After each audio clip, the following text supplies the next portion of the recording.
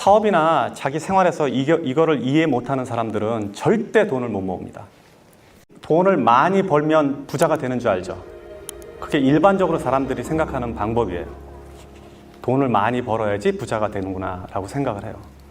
근데 실제로는 부자 거지들도 엄청 많아요. 몇 가지 돈에 대한 오해하고 있는 다른 능력들이 있어요.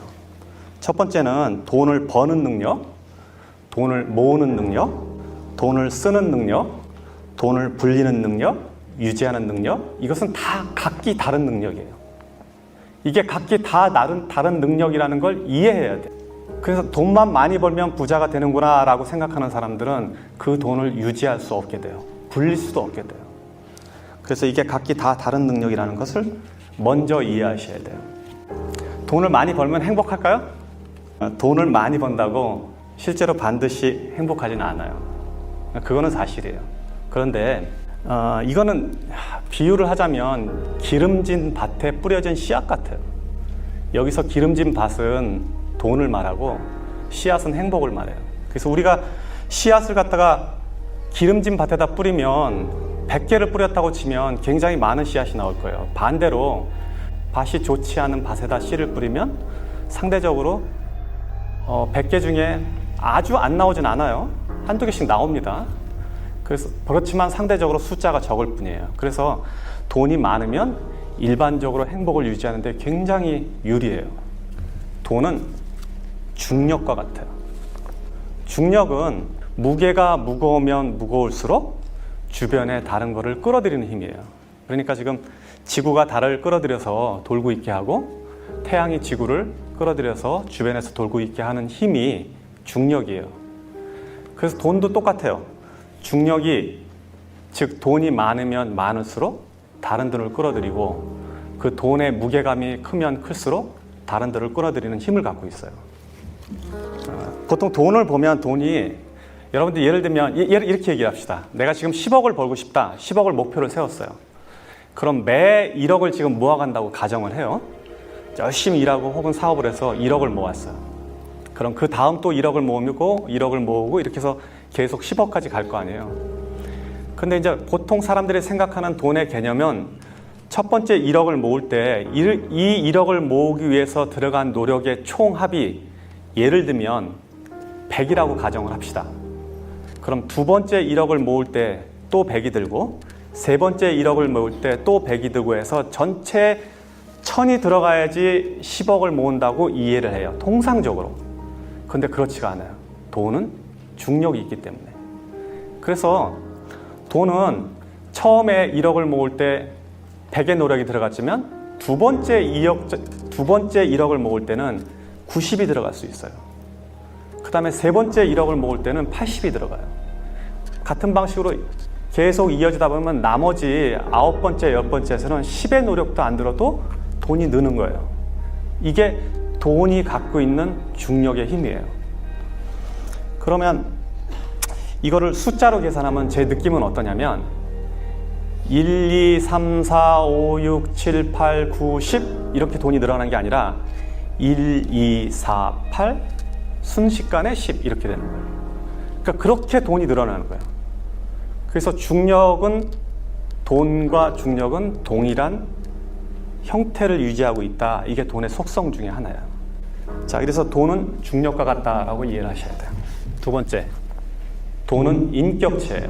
인격체라는 거는 스스로 존재하고 생각하고 개별적 실체를 가지는 것을 인격체라고 그래요. 무슨 소리야? 돈은 형체도 없고 생각도 없고 그냥 가치만, 사람들이 생각해 놓은 가치만 있고 숫자로 보여지는 건데 이게 무슨 인격체냐라고 생각을 한단 말이에요, 흔히. 그렇지만 여러분들은 오늘부터는 돈을 인격체로 받아들여야 돼요. 일반적으로 이미 사람이 아닌데 사람으로 불리는 게 이 세상에 굉장히 흔해요. 법인, 여기서 인은 사람을 말해요. 회사, 인간. 그래서 법적으로는 법인체는 인간과 똑같은 대우를 받아요. 고소도 할 수 있어요, 여러분들은. 법인인데 사람이 아닌데. 그러니까 인격체예요. 돈도 인격체로 받아들이세요. 그렇게 이해를 하셔야 돼요, 돈을 벌려면. 자, 인격체란 뭐냐? 인격체로 돈을 이해하면 돈은 어떤 형태로 보이냐? 여러분들이 보는 시각이, 돈을 보는 시각이 완전히 바뀔 거예요. 그러면은 큰 돈은 어른이고 작은 돈은 아이가 되는 거예요. 돈은 감정을 가졌어요. 돈은 생각을 해요. 그리고 또 돈은 자기가 좋아하는 데가 있고 싫어하는 데가 있어요. 그리고 돈은 헤어지는 것을 싫어하고 함께 모여 있는 걸 좋아해요. 돈은 그래서 몰려다녀요. 이런 특성들을 고려하면 돈은 인격체예요. 그러니까 여러분들이 돈을 모으면, 돈을 벌면 이 돈을 인격체처럼 대해야 돼요. 작은 돈을 함부로 하면, 바꿔 말해서 어린아이를 함부로 하면 그 엄마가 우리 가게에 올까요? 아니면 그 엄마가 내 친구가 될까요? 안 오지. 싸우잖아. 그리고 밖에 가서 소문낼 거 아니에요. 작은 돈을 함부로 낭비하면 큰 돈을 모을 수 없는 것은 당연한 이치예요. 그리고 돈은 감정을 가졌어요. 그래서 여러분들이 돈을 벌었는데 이 돈을 아무 데다 함부로 쓰잖아요. 술집에 가서 탕진을 한다든지 도박을 한다든지 아니면 이유 없이 사치를 한다든지, 그러면 돈을 감정을 가졌기 때문에 나를 이렇게 대하는구나 이 사람은, 그렇게 생각하고 돈은 여러분들을 떠날 거예요. 왜냐하면 돈은 자기를 갖다가 하찮게 대하는 사람들을 옆에 두지 않기 때문에 그래요. 또 돈은 생각을 가졌습니다. 생각이 있기 때문에 여러분들이 무슨 행동을 하는지 면밀히 이해하고 있다가 갈까 말까를 결정하고 생각을 가졌기 때문에 여러분들이 좋은 일에 돈을 쓰면 그 돈은 다시 돌아와요. 그래서 큰 돈은, 작은 돈은 아껴야 되고 큰 돈은 제대로 보내줘야 돼요. 이게 돈을 쓰는 방식 중에 하나예요. 그래서 돈은 인격체다라고 이해를 해줘야 돼요. 일정하게 들어오는 돈은 불규칙한 돈보다 힘이 세다. 사업이나 자기 생활에서 이거를 이해 못하는 사람들은 절대 돈을 못 모읍니다. 일정하게 들어오는 돈은 일정하게 들어오는 것 자체가 어마어마한 힘이에요. 큰 돈은 상대적으로 작은 돈보다 중력이 셀 거예요. 그런데 일정하게 들어오는 돈은 한 번에 몰려다니는 돈보다 힘이 세요. 매달 100만 원씩 버는 사람은 한 번에 1년 내내 굶다가 어느 날 1000만 원 버는 사람보다 힘이 세다는 얘기예요. 이거를 캐시플로우라고 얘기해요. 일정하게 물이 들어오는 거.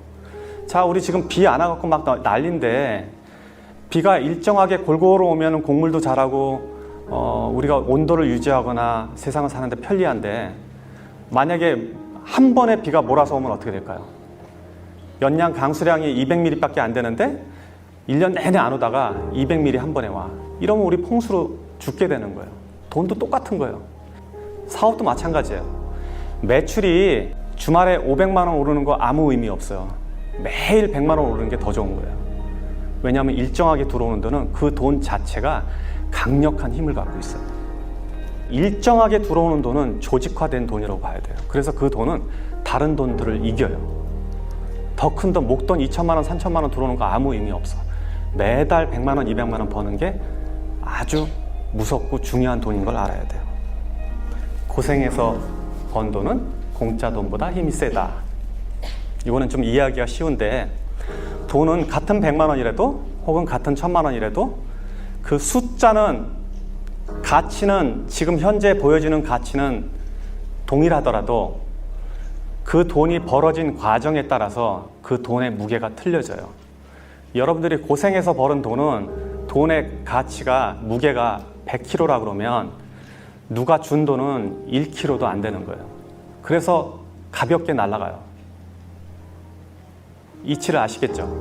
그런 돈은 그냥 흩어져 버려요. 복권에 당첨됐다든지, 갑자기 사업을 해서 돈을 벌었다든지, 혹은 누가 줬다든지, 유산으로 받았다든지, 땅값이 갑자기 올라서 떼부자가 됐다든지, 이런 사람들의 돈은 같은 1억이라도 내가 벌어서 꾸준히 모아서 적금 들어서 벌은 돈 1억하고는 전혀 다른 가치를 갖고 있는 거예요. 그래서 고생해서 번 돈은 공짜임보다 그 힘 자체가, 그리고 그 중력 자체가 전혀 다른 역할을 하고 있어요. 남의 돈을 대하는 태도가 내 돈을 대하는 인격의 근본이다. 친구들끼리 회비를 모았는데, 회비를 모아서 어떤 일을 할 때는 내가 평소에 하는 소비보다 더 아까워지 않고 소비를 한다면 이거는 남의 돈을 대하는 태도가 옳지 않음으로 인해서 결국 내 돈을 대하는 태도를 무시한다는 걸 이야기할 수 있어요. 내가 살 때는, 내 돈을 쓸 때는, 친구의 저녁 자리에서 내가 돈을 낼 때는 사이다 하나 더 주문하는 거, 술 한 병 더 주문하는 게 신경이 쓰이는데, 친구가 저녁 산다고 그럴 때는 고기 2판 시키고 뭐 소주 시키고 막 시키잖아요. 그렇게 만약에 대한다면 그 사람은 남의 돈을 대하는 태도가 옳지 않다는 거예요. 결국 그거는 자기 자신이 갖고 있는 돈을 대하는 태도와 동일해져요. 그래서 이런 사람들은 돈에 존중을 못 받게 되는 거예요. 그래서 공공물품이라든지 여러분들이 어디 나가서 세금으로 어떻게 마련한 뭐 시설물, 형태, 서비스 이런 것조차도 이게 공공자산이면 결국 그 안에 내 돈도 있고 남의 돈도 있잖아요. 남의 돈을 존중하는 태도가 자신의 돈을 존중하는 태도와 동일해져요. 이거를 조금 더 설명하면 이제 수각이론이라고 나오는데 제가 책에 쓴 글에 수각이론을 조금 설명할게요. 수각이라는 건 뭐냐면 이 사람이 부자가 되는 과정을 제가 유추해서 설명한 글이에요. 수각이 크다는 건, 수각이라는 거는 물을 받는 돌이거든요. 절에 가면 많이 있어요. 물이 그 안에 흘러 들어오면 그 흘러 들어온 물을 모았다가 일부를 내보내고 계속 모을 수 있게 하는 구조인데, 우리가 저런 돈의 철학을 잘 이해하지 못하면 수각 자체가 없어져요. 돌 그릇 안에 그릇 자체가 작아져서 돈이 모아지지 않는 형태를 말해요. 그래서 돈에 대한 이해를 저렇게 명확하게 하면 수각이 크기 때문에 항상 돈이 들어오고 항상 큰 돈이 내 안에 남아있단 말이에요. 이 가치를 유지할 수 있는 게 바로 지금 제가 말한 몇 가지 원리예요.